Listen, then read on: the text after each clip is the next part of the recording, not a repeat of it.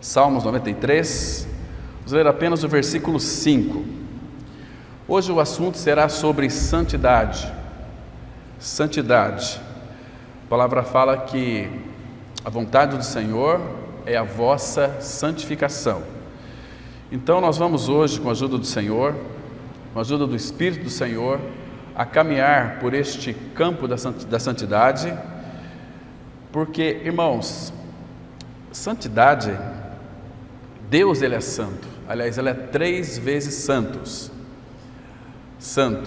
3 vezes santo, Pai, Filho e Espírito Santo. E essa palavra santo, santo, santo, ela ocorre 3 vezes na Bíblia, uma no Antigo Testamento e uma outra no Novo Testamento. No Antigo Testamento, quando Isaías teve aquela visão do Senhor glorificado, na glória com o Pai, não havia sido encarnado ainda, os anjos diziam: Santo, Santo, Santo é o Senhor. Disse ali 3 vezes. Então a primeira vez que aparece Santo, Santo, Santo, referindo-se à Trindade, é em Isaías 6,3. A segunda vez é em Apocalipse capítulo 4, versículo 8, você vai encontrar também a mesma palavra, Santo, Santo, Santo. Eu creio que nós somos pais, quem é pai sabe que os filhos, normalmente, eles já nascem com as características do pai.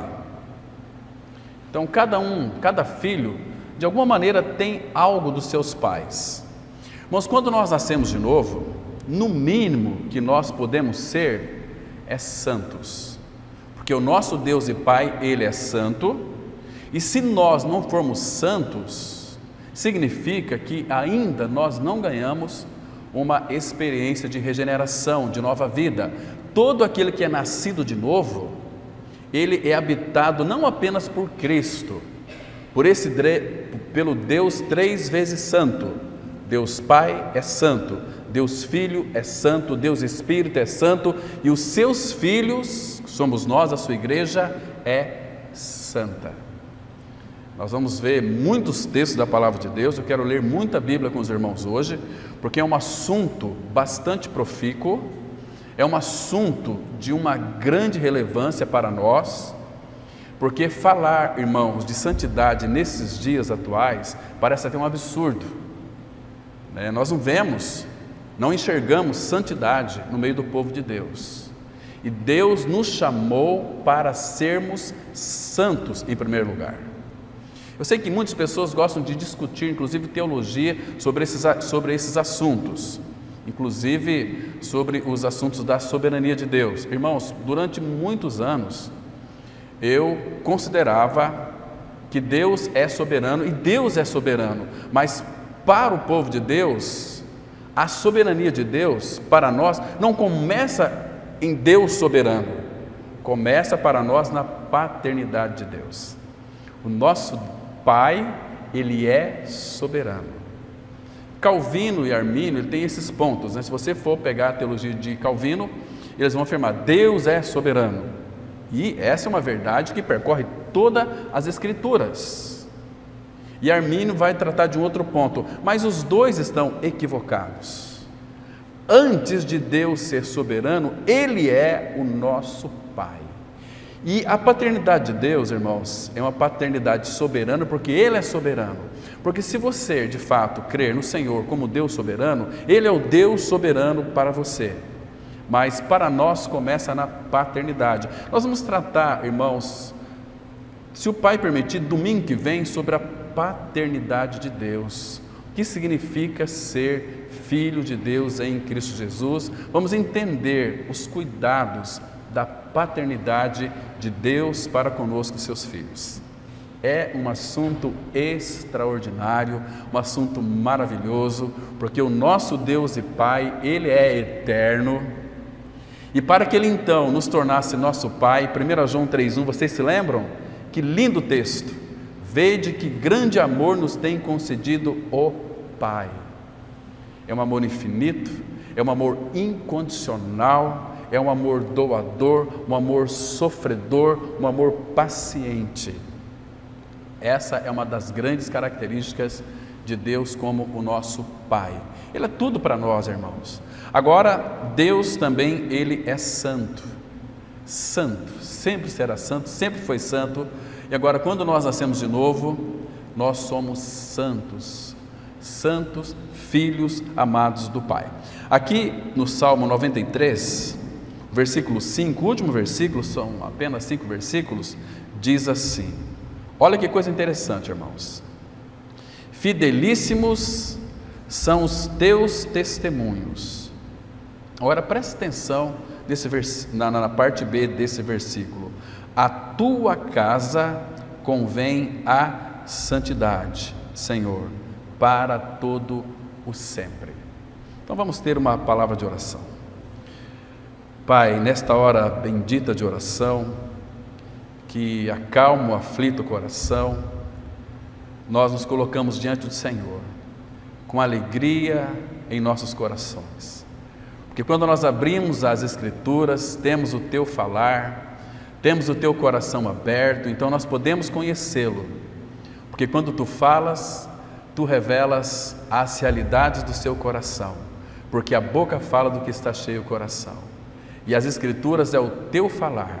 Nós vemos na palavra o Teu coração aberto para nós. Pai, como é bom poder conhecer o que Tu tens na mente e no coração. Obrigado por esse privilégio, Pai, revelado a nós, Teu povo. Te damos graças também por esse tempo de liberdade que nós temos ainda, de nos reunirmos como igreja do Senhor e pregar a Tua palavra e falar de Cristo. E nós queremos mais de Cristo nesta oportunidade, Pai. Queremos mais da Sua glória, do Seu poder, da Sua vontade soberana, mais do Seu amor, mais da Tua santidade, porque Ele é santo. Oh, meu Pai, comunica e frutifica a Tua palavra em nossos corações. Abençoa a Tua palavra. Nós confiamos ela a Ti mesmo, que a inspirou pelo Teu Espírito, para que Tu a interprete para nós. E em nome do Senhor Jesus nós oramos. Amém. Queridos, interessante aqui na parte B, a tua casa convém à santidade. Claro, quando ele está falando de casa aqui, nesse contexto estava se referindo ao templo que seria edificado, era o templo de Salomão. Já existia o tabernáculo, que era a casa de Deus. Mas, irmãos, aquele templo, aquela casa de Deus lá no passado, era uma figura da igreja hoje. Por isso que as Escrituras, elas não têm novidades, né? Eu sei que muitas pessoas gostam de buscar novidades nas Escrituras, mas ela só tem um assunto. Ela fala do Pai, do Filho e do Espírito. Claro que, enfaticamente, é o Filho que fez tudo para o Pai. Então, qual casa que convém à santidade? Muitos, talvez por falta de um entendimento espiritual, considera esse amontoado de tijolos aqui no qual nós estamos reunidos como uma casa de Deus. Isso não é casa de Deus, isso não é igreja, isso é um prédio apenas, nada mais do que isso. E esse prédio não é santo, embora no sentido literal e real, santos é a casa de Deus. A casa de Deus somos nós, somos habitados pelo Senhor, onde Cristo habita em nós, nos tornando homens e mulheres santos em Cristo Jesus. Então, isso para nós é maravilhoso, porque, irmãos, uma vida santa também, ela, eficientemente falando, ela está relacionada com a nossa união com Cristo. Quanto mais nós nos envolvemos com Cristo, quanto mais nós almejamos e desejamos que Ele cresça em nós, mais santo nós seremos. O que é um crescimento à maturidade espiritual? Nada mais é do que a formação de Cristo em nosso interior. Paulo, escrevendo aos Gálatas 4,19, meus filhinhos, por quem de novo sofro as dores de parto, até que Cristo seja formado em vós plenamente. Nas nossas Bíblias está lá, formado em vós, mas no grego ela continua, formado em vós plenamente. Ou seja, Cristo habitando em nós, Ele deseja governar as nossas vidas. Então Ele está crescendo em nós, Ele está nos santificando. Isso é tão maravilhoso, irmãos. Então devemos atentar sempre para esse ponto aqui. Por outro lado, Apocalipse ele vai mostrar de uma forma tão contundente que, infelizmente, muitos, claro que às vezes pode até ter um contato com a palavra, contato com o Senhor, como muitos aí defendem tantas doutrinas, né, teológicas, doutrinas reformadas, não estamos aqui criticando, mas muitas vezes você pode estudar, por exemplo, sobre a santificação sem ser santo. Qualquer pessoa pode pegar a Bíblia, buscar os textos, livros e teólogos, estudar sobre santificação sem ser uma pessoa santa. Você pode estudar, por exemplo, Cristologia, tudo a respeito de Cristo, pela teologia sistemática, Cristologia, e não ter nada de Cristo no seu interior. Você pode estudar, por exemplo, Escatologia, sobre a doutrina das últimas coisas, da volta de Cristo, segundo advento de Cristo, e não ter no seu interior um Maranata real, um Maranata verdadeiro. Percebe, irmãos? Então, muitas das vezes, quando essas discussões teológicas sobre muitas das coisas, o Senhor não está envolvido, irmãos, porque nós não vemos, o Senhor não vê realidade naquilo que eles de fato estudam, muitas vezes professam, mas sem ter a realidade. Vocês estão me compreendendo? Então, isso é uma perda muito grande. Por isso que Apocalipse capítulo 22, versículo 10 e 11, está escrito assim, olha: disse-me ainda, não celes as palavras da profecia deste livro, porque o tempo está próximo.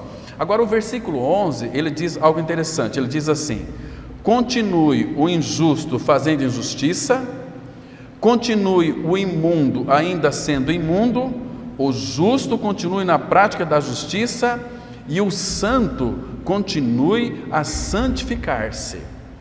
Então, irmãos, o processo de santificação, ele é contínuo, ele começa a partir do novo nascimento, ele vai percorrer toda a nossa vida.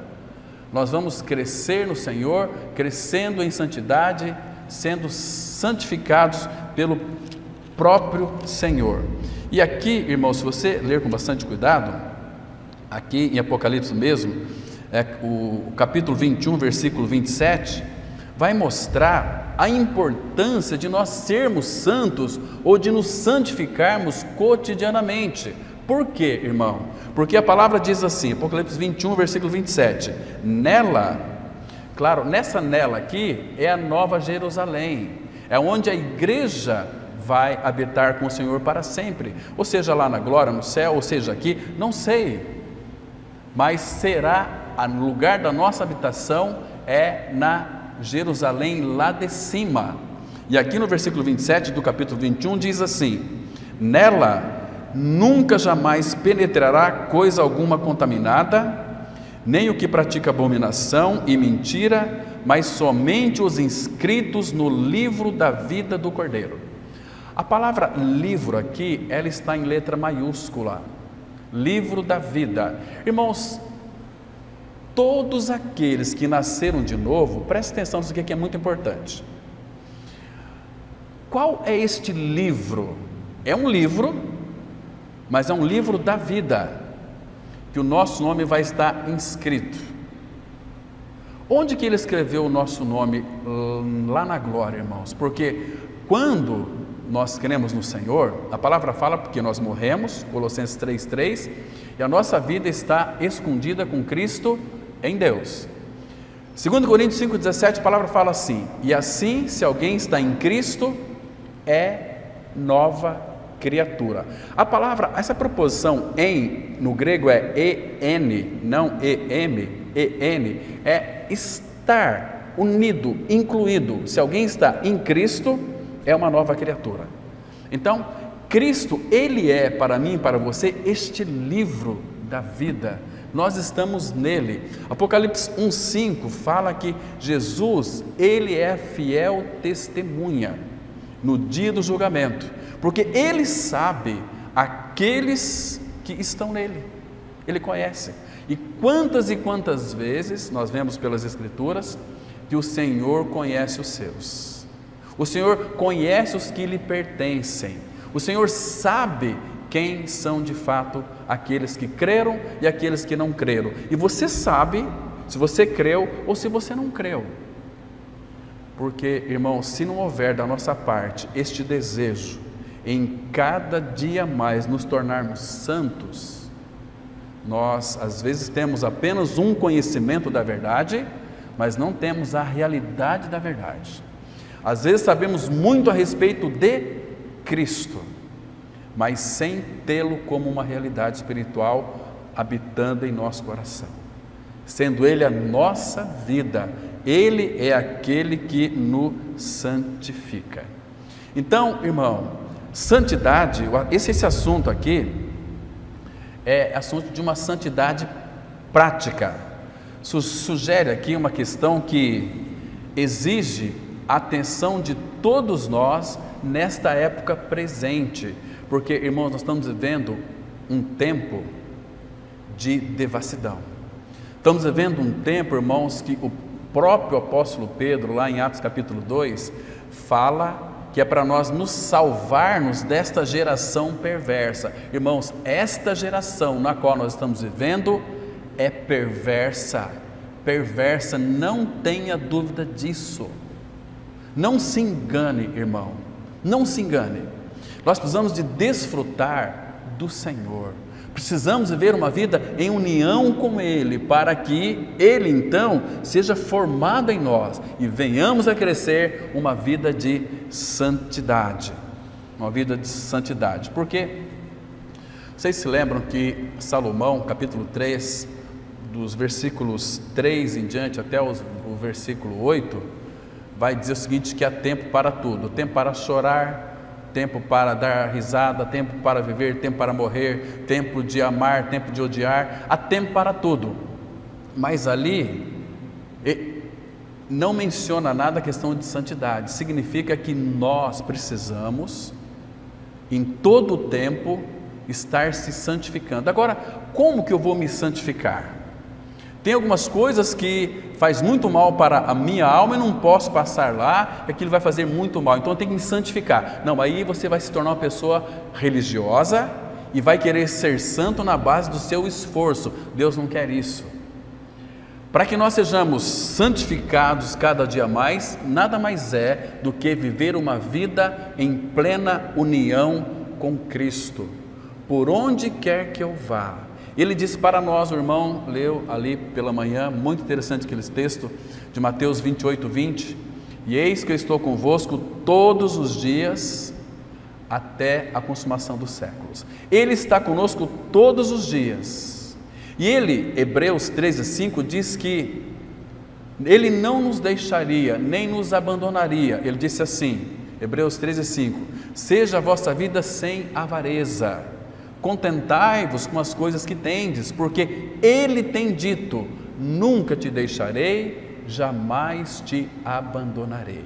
Então, Ele está conosco. Agora, irmãos, pode ocorrer algo terrivelmente em nós rejeitar este relacionamento e querermos viver por nós mesmos. Então, Ele não poderá se santificar, porque aí nós estamos fazendo os desejos da nossa vontade, não a vontade dEle, não respondendo a Ele, porque, irmãos, a santidade, Ele coloca em nós, o Pai coloca em nós Teu Filho Jesus Cristo, o Espírito e o Pai também vem habitar dentro de nós. Agora, meu querido irmão, se nós não respondermos a Ele esta vida de santidade, ou seja, é nós ter uma vida inteiramente voltada para Ele, nós vamos começar a regredir no campo da santificação. Estão me compreendendo? E aí nós vamos ter tanto interesse pelo Senhor, aí nós estamos perdendo o nosso primeiro amor, como foi a igreja de Éfeso. Eles tinham tantas coisas maravilhosas que o Senhor até inclusive reconheceu isso, conheço as tuas obras. Mas por outro lado, eles abandonaram o seu primeiro amor. Que Paulo, escrevendo a Timóteo, ele faz um exemplo com as viúvas. As viúvas, que sejam realmente viúvas, elas disse assim, ele diz, a orientação que Paulo dá para elas, em primeiro lugar, é: não casem. Agora, se casar, cuidado para não esquecer do seu primeiro compromisso. Qual é o primeiro compromisso? Cristo, que é o primeiro amor lá de Apocalipse. Porque, irmãos, há uma ansiedade em todo ser humano, há um vazio, há um vácuo, e claro que Deus nos fez para nos relacionarmos. Importante que nos relacionamos. Família foi um projeto de Deus, foi ideia de Deus, não foi nossa ideia. Ele constituiu uma família. Deus é uma comunidade trinitária, é uma comunidade onde eles se amam, vivem em plena harmonia. Assim Deus estabeleceu para a família. Mas a família, por causa do egocentrismo, por que existem tantas brigas entre as famílias hoje? Porque o homem quer fazer para prevalecer a tua vontade. Homem, aqui eu me refiro à humanidade, homem e mulher. Quando alguém cede, quando o ego está muito inflamado, vai haver atritos, vai haver contritos. Agora, irmãos, olhe para a Trindade.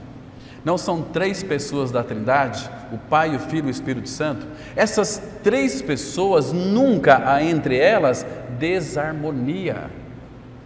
Essas 3 pessoas, elas têm apenas uma vontade. Eles não vão discorrer, brigar, discutir entre questão de vontade. É um se submetendo ao outro. Está escrito lá em Efésios 5, verso 19: sujeitando-vos uns aos outros no temor de Cristo. Quando nós tememos a Cristo, nós vamos nos sujeitar a outra pessoa, ainda que ela está errada, e você tem plena convicção de que você está certo. Mas quando você quer provar que você está certo, o que vai acontecer? Intrigas. Você vai ficar muito esquentado. O ferro elétrico, ele esquenta por quê? Liga lá na tomada, a resistência, a energia encontra aqui e ninguém cede, então o ferro esquenta. Então as pessoas são muito esquentadas porque resistem à vontade de Deus. E aí a casa vai para baixo. Então, queridos, sejamos atentos, mas não há tempo, nenhum dia sequer nas Escrituras em que o homem não deixa de ser santo. Deixa eu fazer uma pergunta para você aqui nesta manhã. Você é santo? Ou você é apenas um crente? Quem que vai entrar lá na glória? Será que é os evangélicos? Será que são os crentes? Crentes em Cristo, sim.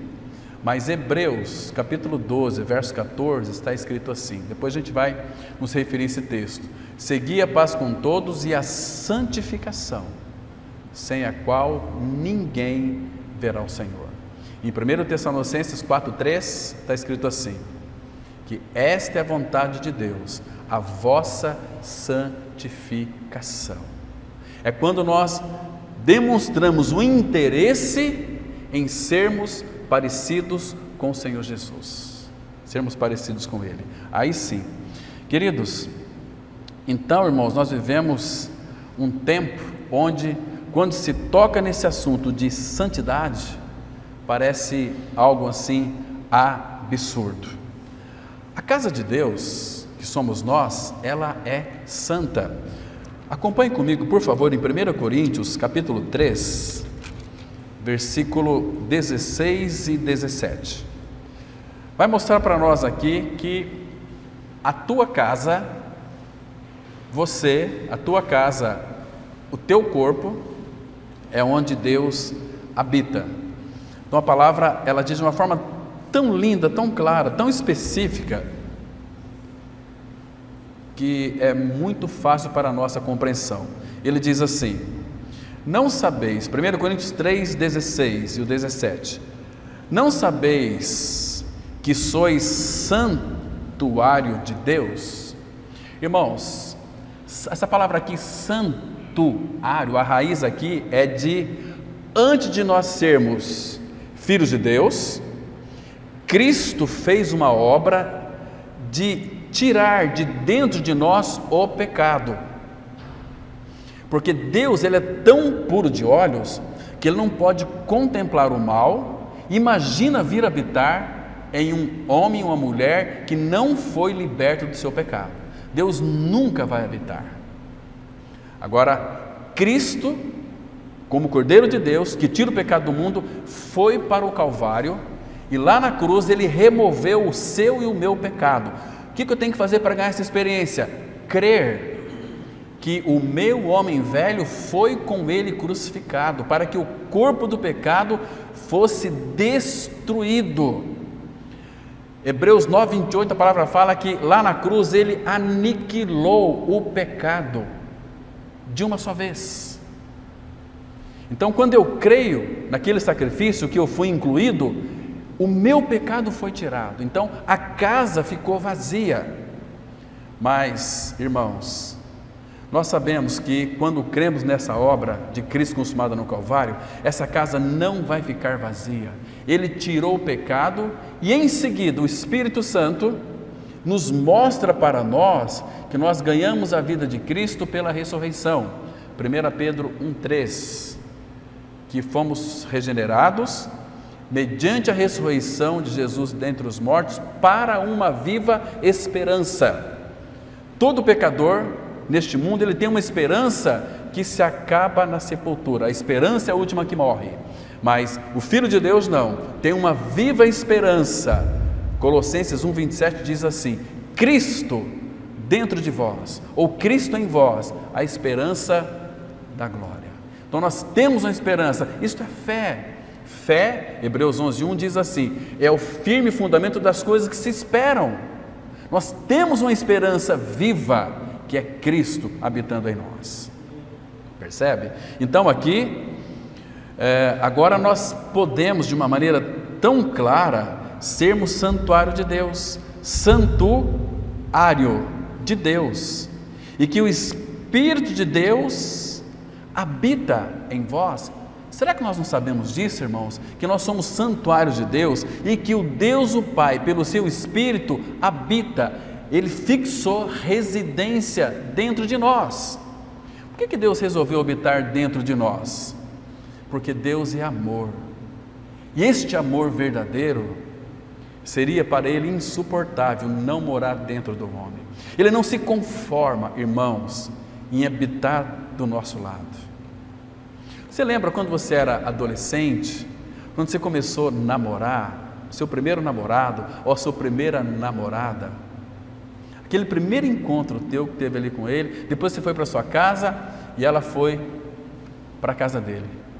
Como é que ficava o teu coração naquela ansiedade? Puxa vida, não, esse homem, essa mulher, é que eu vou me casar com ele e com ela, porque eu não consigo ficar mais longe, mais separado. Irmãos, se o nosso amor anseia por isso, que é um amor falho, agora imagina a essência do amor divino, do amor de Deus. Deus é amor. Ele não suportaria, irmãos, morar distante de nós.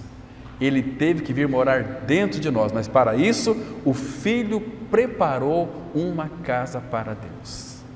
O Filho fez uma obra, tirando o nosso pecado, e agora Deus o Pai, sem nenhum impedimento, pode vir habitar dentro de nós. Ou não sabeis que sois santuário de Deus e que o Espírito de Deus habita em vós? Agora olha o versículo 17, irmãos. Se alguém destruir o santuário de Deus, Deus o destruirá, porque o santuário de Deus, que sois vós, é sagrado, é santo. Então, irmão, você não é mais uma pessoa qualquer, uma pessoa comum. O reunir do povo de Deus não é uma reunião comum, é a reunião dos santos. Ah, mas eu não sou tão santo assim. A Bíblia diz que você é. Então fique com a opinião de Deus, que diz que eu e você, nós somos santos e amados pelo Pai. Não pode ser menos do que isso, irmãos. Nós somos santos. O santuário de Deus, que sois vós, é sagrado, é santo. Então isso é maravilhoso.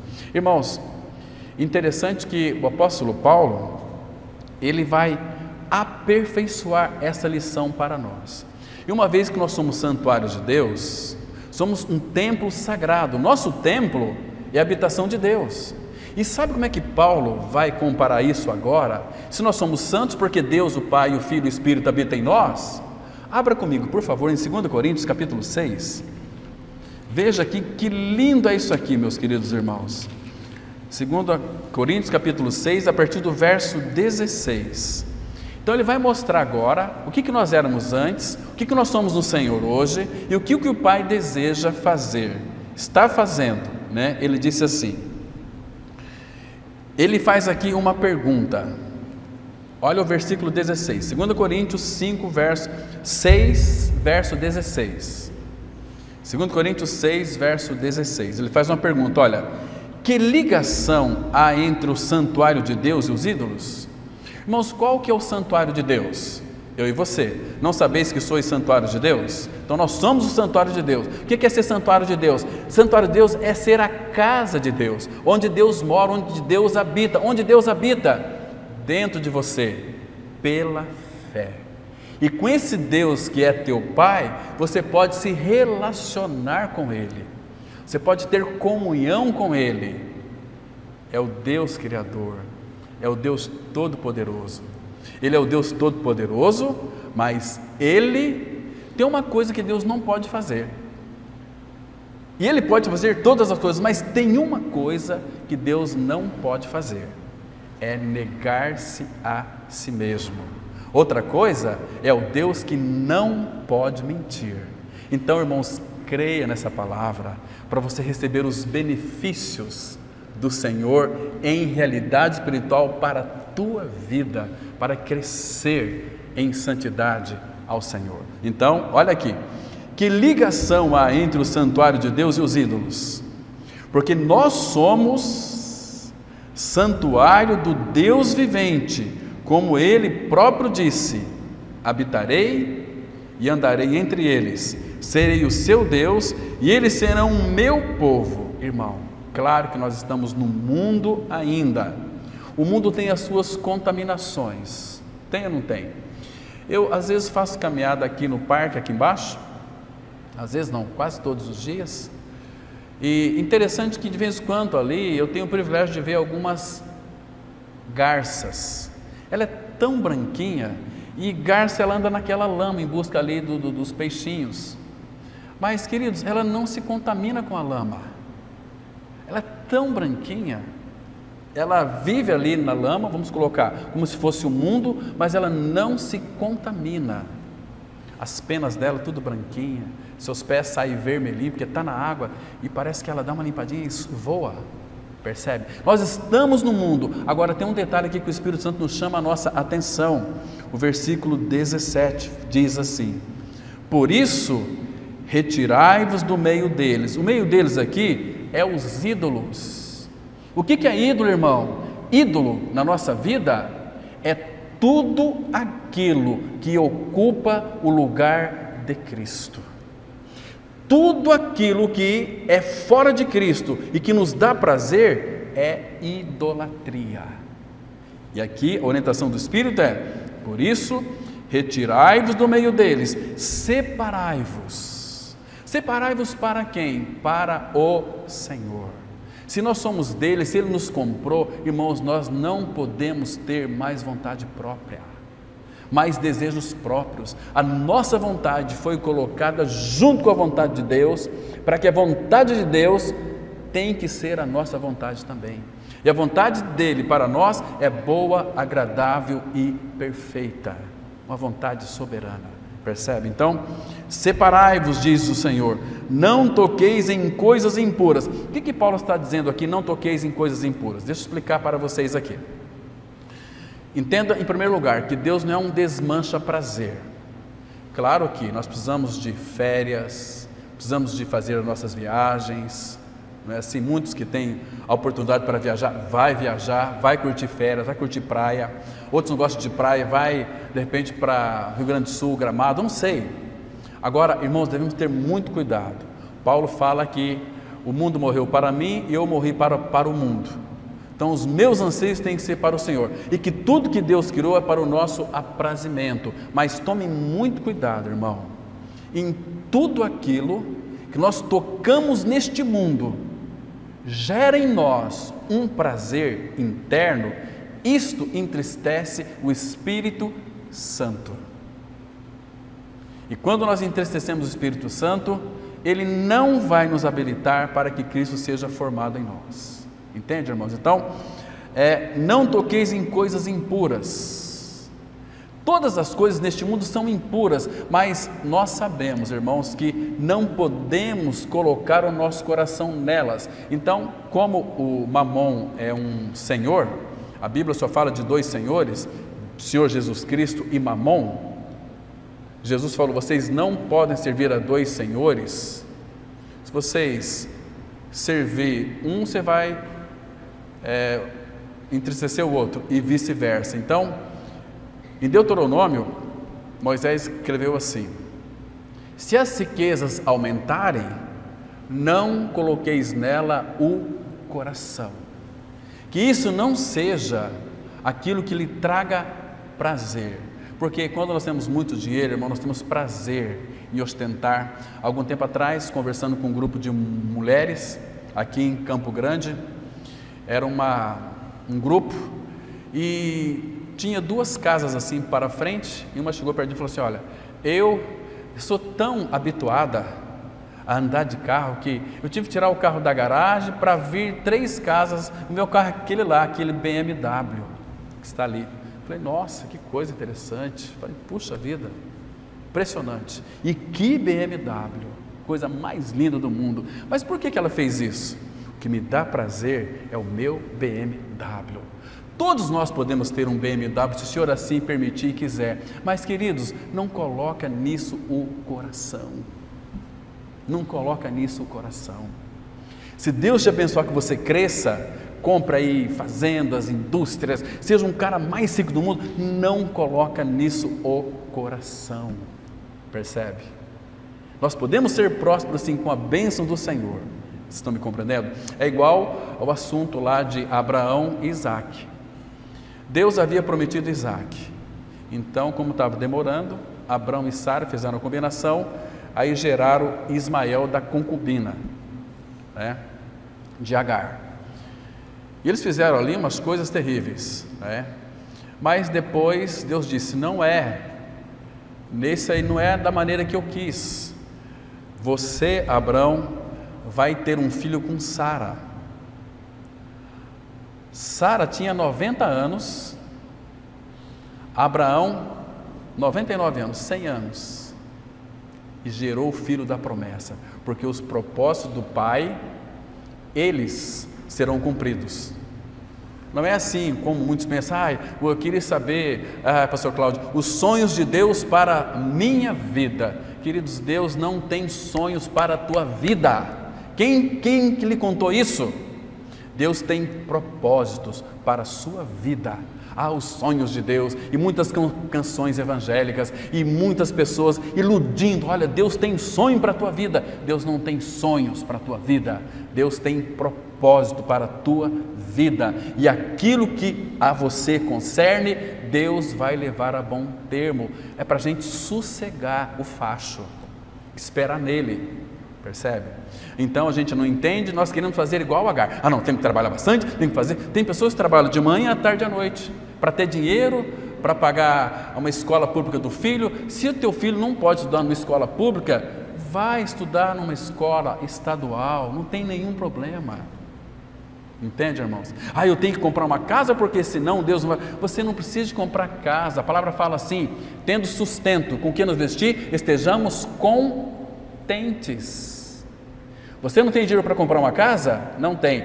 Deus vai lhe dar dinheiro para você pagar um aluguel, mas Ele não vai deixar você e eu sem moradia, sem comida, bebida e vestimenta. É o Deus da providência, e é um Deus que cuida dos seus filhos. Pedro diz assim, 1 Pedro 5,7: lançando sobre Ele toda a vossa ansiedade, porque Ele tem cuidado de vós. É o Deus que cuida. Mas o amanhã, Como é que vai ser o governo? Nós não sabemos. Sabe como é que a Bíblia diz lá no Sermão do Monte? Mateus capítulo 6. O amanhã, Ele trará os seus cuidados para o dia de amanhã. Ele quer que nós tenhamos uma mente quieta, sossegada, na expressão do Salmo 46, versículo 10, aquietai-vos e sabei que eu sou Deus. Ele é o Deus, irmãos. Então Ele é o Deus que pode todas as coisas, que governa todas as coisas, que tem o controle de todas as coisas, até mesmo do fio de cabelo da sua cabeça. Não cabe na minha cabeça isso, um Deus que se preocupa com o fio de cabelo, um Deus que se preocupa com a morte do pardal, um Deus que se preocupa em alimentar os passarinhos. Ele cuida. Leia depois o Salmo 104, vai dizer e vai mostrar a providência de Deus cuidando de todas as coisas. Nós vamos futuramente, se o Pai permitir, tratar sobre a providência divina para com a sua criação. É lindo, irmãos, é maravilhoso demais. Mas hoje Ele deseja trabalhar em nós para que nós sejamos então homens e mulheres santos. Queridos, a casa de Deus convém a santidade. Convém a santidade. Agora, a casa de Deus é eu e você. A casa de Deus somos nós, somos a igreja, o corpo de Cristo. E nessa casa convém a santidade. Sem ela, nós não veremos o Senhor. E a beleza da santidade, meus irmãos, escute bem isso aqui, é o adorno mais esplendoroso. A santidade, ela é o adorno mais esplendoroso de qualquer casa sagrada, de qualquer templo sagrado, qualquer corpo sagrado. Não existe outra coisa na qual Deus se encanta mais. É quando nós respondemos à santidade. Então a igreja é essa casa santa, ou seja, santo. A igreja, ela está aqui com os pés na terra, caminhando o caminho santo. Agora um detalhe aqui, aquele que não nasceu de novo, aquele que, vamos dizer, que a palavra fala que é o imundo, Isaías 64, versículo 6 diz assim: todos nós somos como o imundo, uma imundície no pecado, sem novo nascimento.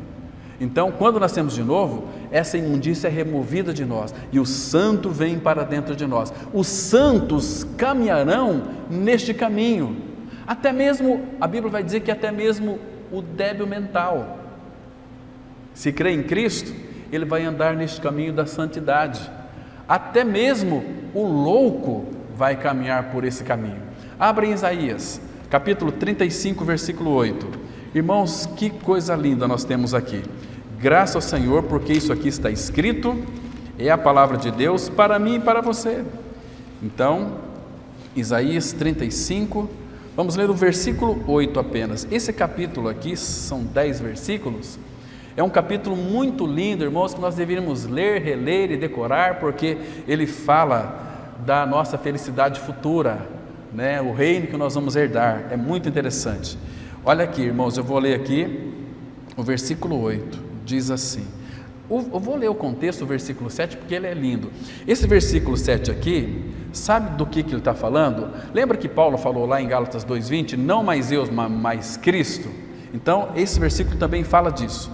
Diz assim: a areia esbraseada se transformará em lagos. A nossa vida sem Cristo era uma vida esbraseada, uma vida quente, uma vida árida. Agora, quando cremos em nossa morte com Cristo, ela se torna em lagos, refrigério, refrigera a minha alma. Percebe?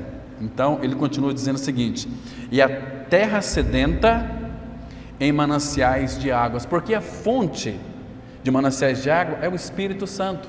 Quem crer em mim, João 7, versículo 39, quem crer em mim, como diz a Escritura, do seu interior fluirão rios de águas vivas. Está vendo aqui essa linda substituição? A nossa vida que era árida, sem Deus, uma vida totalmente seca, sedenta, se transformará em mananciais, mas porque o Espírito Santo é a fonte das águas vivas. E essa fonte está dentro de nós. Irmãos, nós temos muito do Senhor. O problema é que nós não sabemos desfrutar disso. Por quê? Negligência, indolência, preguiça, etc, etc. Vamos aqui ver aqui algo mais desse versículo 7. Onde outrora viviam os chacais, crescerá a erva, com canas e juncos. Agora, olha o versículo 8. Ali haverá bom caminho, caminho que se chamará o caminho santo. O caminho aqui, letra maiúscula. Ele disse lá em João 14,6: eu sou o caminho, a verdade e a vida, ninguém vem ao Pai senão por mim. O caminho santo. Vamos ver quem que vai trilhar por esse caminho? O imundo não passará por ele, pois será somente para o seu povo. Graças ao Senhor, povo do Senhor. Será somente para o seu povo. Quem quer que por ele caminhe não errará, nem mesmo o louco. Está vendo aqui, irmãos? Mas é um caminho santo. Por isso, irmãos, que na casa de Deus, no teu corpo, convém a santidade. Você é santo ou você é crente? Responda aí no seu coração. Você é crente ou você de fato é um santo? Irmão, na cruz do Calvário, Deus, Ele demonstrou ali duas grandes avenidas: amor e santidade. O seu amor nos alcançou e seu amor nos ama. Até quando Deus vai nos amar? Lembra lá de Jeremias 31:3? Com amor eterno eu te amei. O que é um amor eterno? É um amor que não se finda nunca mais. Romanos 5, verso 8. Vede, mas Deus prova seu próprio amor para conosco, pelo fato de ter Cristo morrido por nós, sendo nós ainda pecadores. Quando éramos ainda pecadores, Ele morreu por nós, mas um amor que foi provado, não um amor que foi verbalizado. Eu vou amar vocês, não. Deus prova o seu próprio amor para conosco, pelo fato de ter Cristo morrido por nós, sendo nós ainda pecadores. Quando Ele morreu por nós, nós éramos ainda pecadores. E o que você é hoje? Santo. Não é mais um pecador. Mas você sabe que é pecador, mas Deus diz que você é um santo em Cristo Jesus, porque a obra de Cristo foi plena e foi perfeita. A cruz tratou com você, com a sua natureza perversa, pecaminosa. Agora o sangue de Cristo purificou os teus e os meus pecados. O sangue do Cordeiro que foi vertido lá na cruz, Pedro vai dizer que foi derramado por amor a vós. Irmãos, nós não podemos rejeitar este amor de Deus. É um amor que nos santifica, porque Ele é o Deus santo, é o Deus que nos santifica. Portanto, irmãos, nós somos chamados a sermos santos, assim como Ele é santo. Por isso nós somos chamados de santos, irmãos. Lembra de Hebreus 3, versículo 1? A palavra fala assim: por isso, santos irmãos, ou irmãos santos. Percebe, irmãos?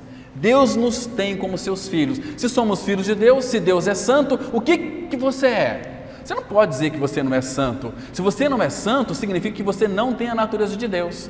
E aqueles que são um pouco cabeça oca, mas eu não acho que é assim. Sabe o que vai acontecer?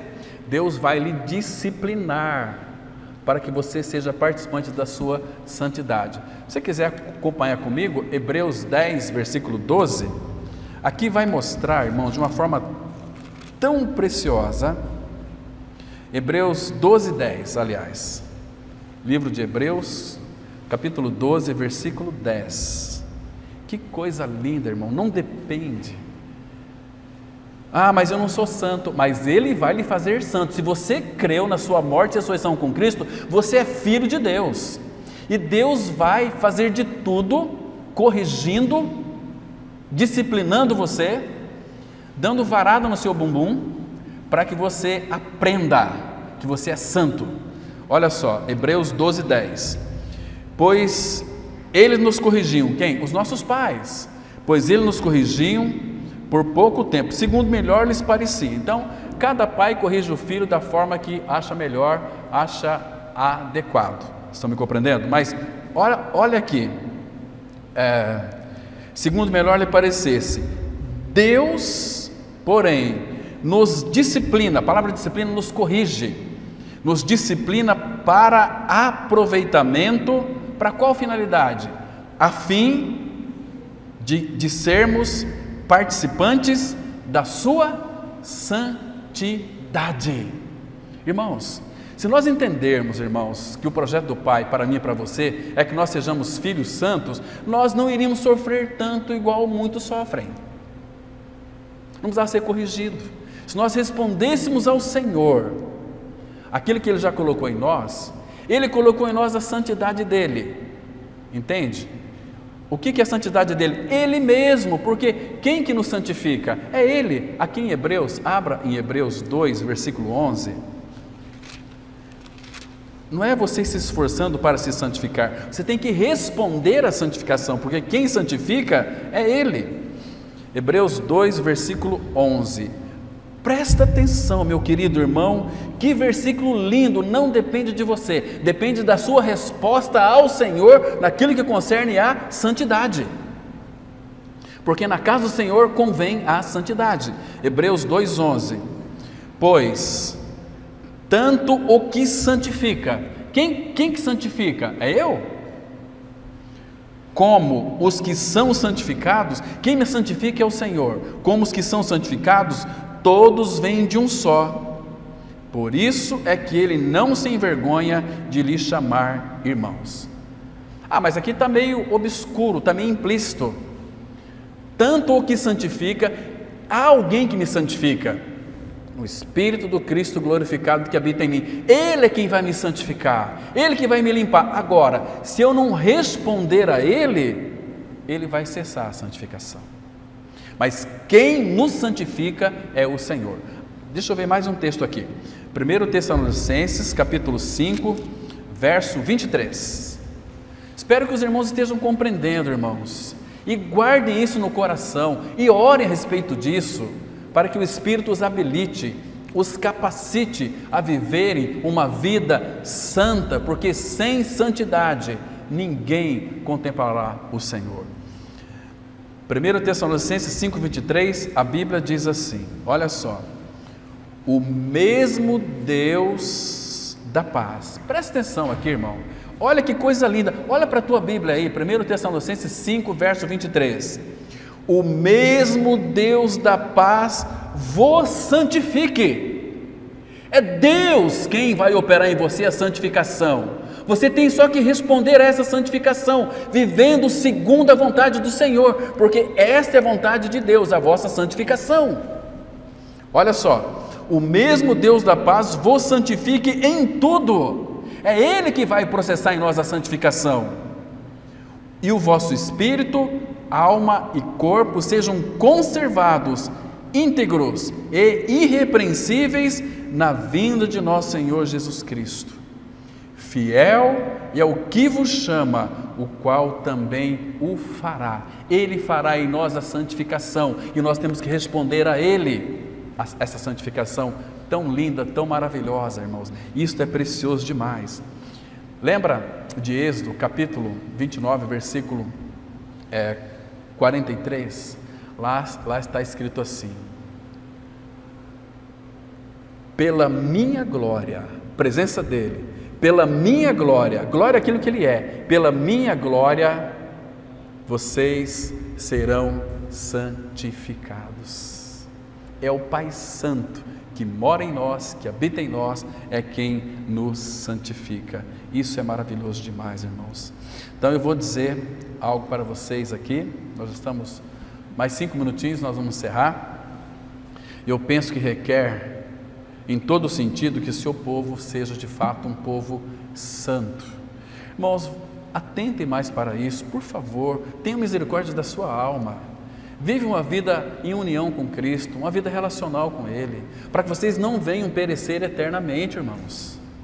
Vive uma vida de santidade, respondendo a Ele. Ele vai dirigir a vida de vocês. Ontem o nosso irmão, compartilhando a palavra aqui, disse o seguinte, que o Espírito Santo sempre vai avisar antes. Tem um alerta, uma luzinha amarela. Ele habita em nós, então Ele não vai forçar você. Se você quiser fazer algo errado, Ele vai deixar, mas vai ter consequências. Mas Ele vai te avisar antes. Ele vai tocar em você antes. Mostrar. Agora responda ao Senhor. Percebe, irmão?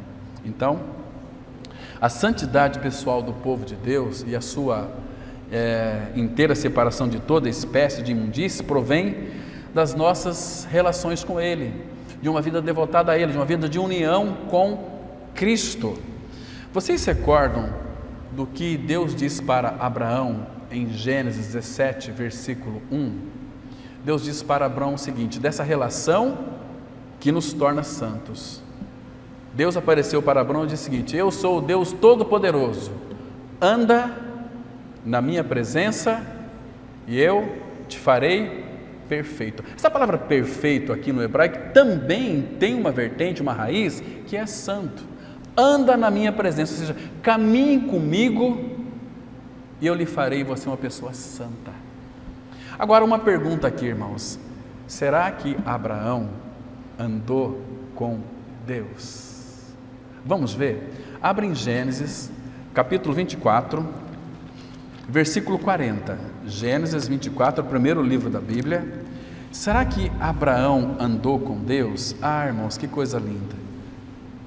Diz assim, quando Eliezer foi buscar uma noiva para o seu filho, o filho de Abraão, Isaque, e aqui, irmãos, o versículo 39, mas o nosso foco aqui é no 40.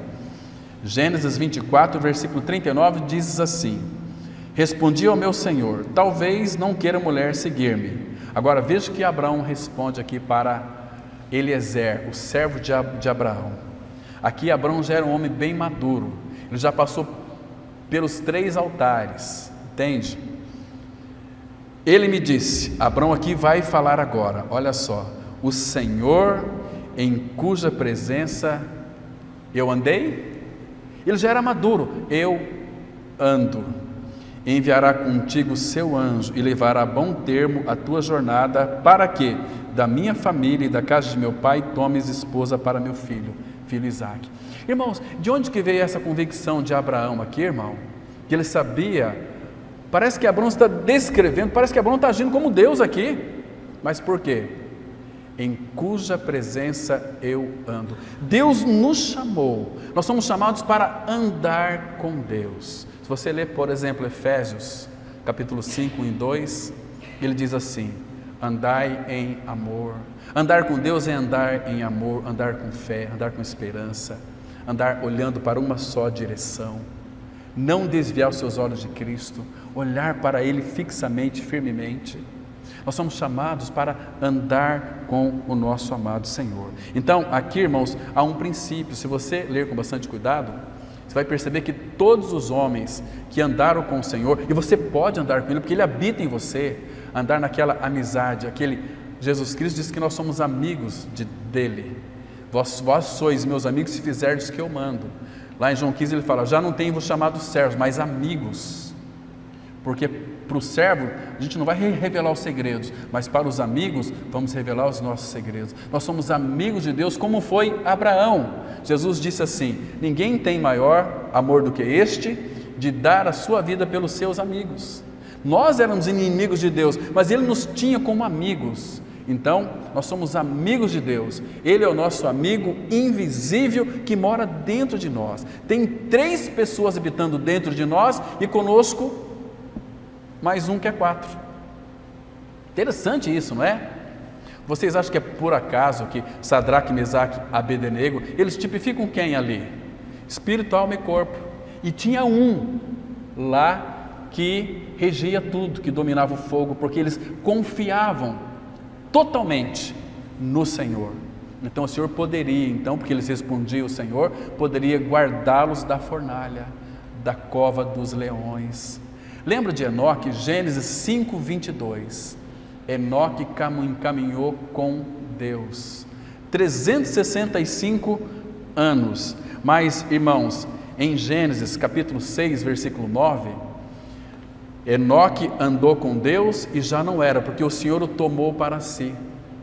Quem caminha com Deus vai criar uma relação fortificada na Trindade, uma vida de resposta ao Senhor. Deus não vê a hora de tomar essa pessoa para si.